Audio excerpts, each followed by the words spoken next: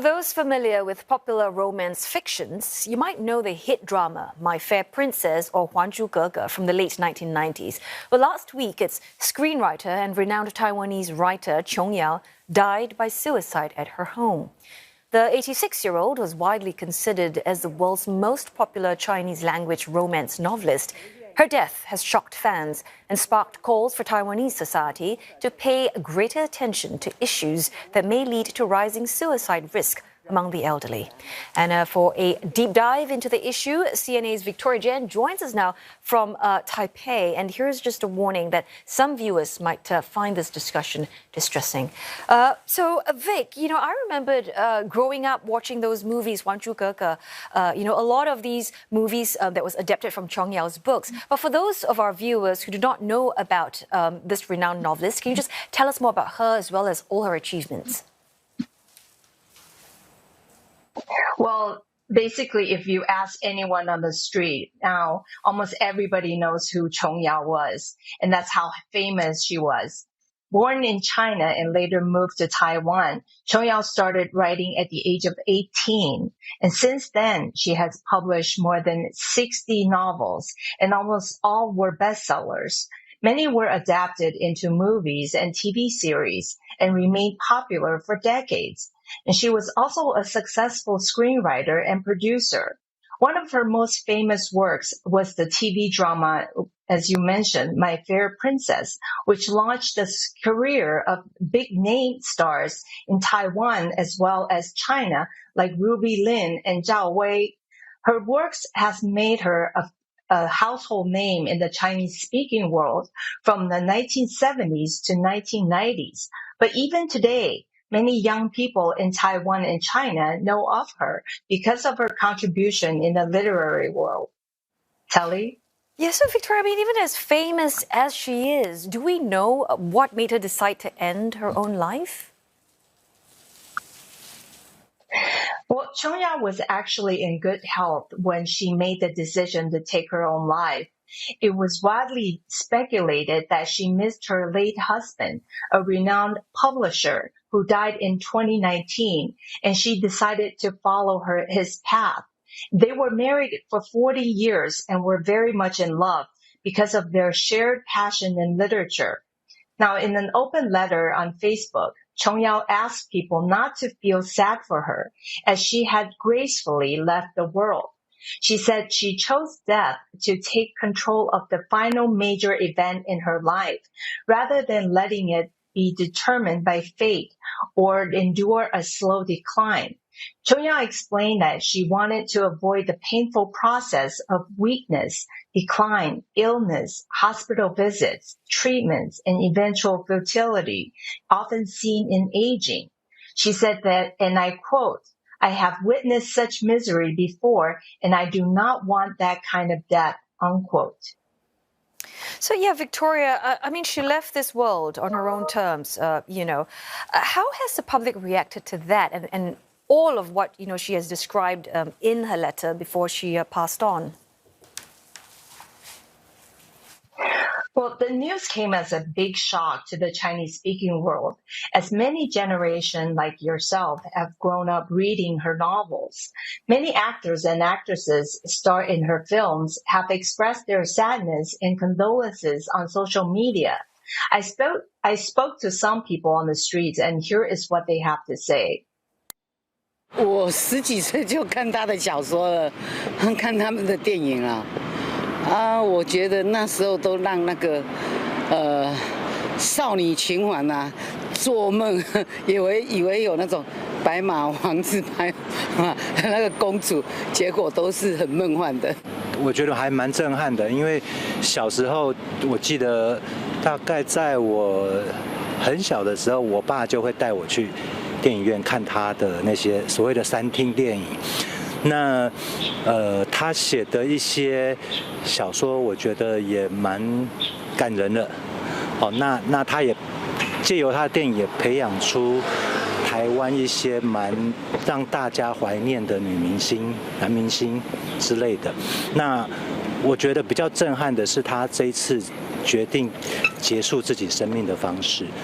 人的一生就是能够像琼瑶这样活过，已经算是非常不错了。因为他毕竟，年纪也蛮大了，对，就80多岁了。给了我们蛮多那种就是很美的，或者说很美好的一些爱情的一些童话故事这样子。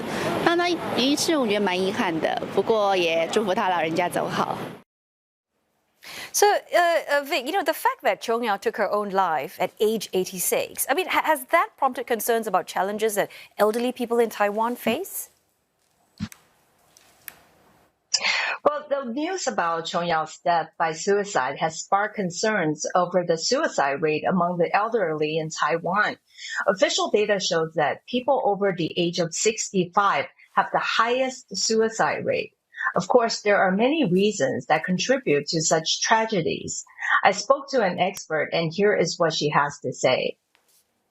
在台湾，就是我们最近卫福部的那个自杀统计率，其实65岁以上的老年人，他的自杀率其实是不管是在就是人数啊，或者是他的所谓的那个自杀率的话，其实算是最高的。对，那所以但老人家其实大概有几个议题啦，哈，一个部分的议题可能就是他可能有一些精神疾病。好，比如说他有一些忧郁症啊，或者是失智啊，好。那当然第二个部分就是因为身体老化之后，可能会有一些疾病的发生，或者是他可能身上有很多的病痛，老人就会觉得，老了好像人家就会说，哦，我可能没有用啊，或者是什么记忆力越来越差，或者是可能人家对老人家的一些看法，可能会让他也会觉得说，他是不是开始没有一些所谓的生命价值等等哈。然后另外就是还有一些孤立感。对，有一些可能就是他可能是独居，比如说他的子女啊，就是在外工作啊。So quite a few reasons there we heard. I mean, old age, frailty, dementia, maybe the family don't care about these elderly anymore. But I mean, what can a government do though to, address these issues? Well, the government has clearly noticed the problem. In recent years, it has stepped up efforts in establishing agencies to help elderly to cope with their problems. In fact, it has set up more than 1,600 stations across Taiwan to provide assistance to the elderly for physical and mental support. The government has also encouraged the construction of more residential buildings in communities that are friendly to the senior citizens. But the fact that more and more elderly people are left to live on their own also makes it difficult for the government to reach out to them. Official data shows that more than 20% of the people over the age of 65 live alone. So clearly, more needs to be done to prevent such tragedies from happening. So, Victoria, aging is a problem that is not just Taiwan's problem, but it's kind of across East Asian economies, right? I mean, we see South Korea and Japan, China. But help us understand then, what can we do? I mean, as individuals, how can we play our part? It's an issue that affects many Taiwanese, especially since Taiwan is going to become a super-aged society next year, with 20% of its population aged over 65. So for people who have elderly parents or grandparents at home, they are urged to pay more attention to the behavior and mood of these senior citizens. Now, here's what the experts suggest. 比如说家里的老人家是不是会过度关注这个议题，或者是他会不会因为这个议题，他会有一些沮丧啊，或者是忧郁的状况出现？那这样的状况会不会一直持续下去？那如果还有这样的一个状况出现，我们当然就是要想办法，比如说让他去多接触人群啊，让他就是参加一些正常的一些社交啊。那当然，如果这些状况都一直持续下去的话，那我们就要想办法，他是不是要去看医生？如果大家可以做到的话，这段时间也许就是回家关心一下自己家里的老人家，可能带他去吃饭啊，或者是跟他有多一些的互动，让他可能得到被支持的这样的感觉。我觉得这个部分在我们这时候可以多做一点。It's also very important for elderly to develop an interest or hobby that can occupy their time as well as their mind. My mother, for example, is 86 years old, and she's busier than I am now because she plays mahjong literally 7 days a week. It really helps her to train her brain and also keeps an active social life. So encouraging elderly to develop a hobby can really help improve the quality of their lives. And not necessarily mahjong, but there are other activities like gardening or like playing cards, anything, as long as they can occupy their minds and times, it would help. It would be very helpful.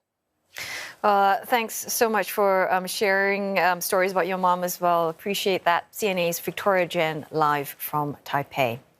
Now, if you or someone you know requires emotional support, do reach out to your local agencies. And in Singapore, you can call these helplines.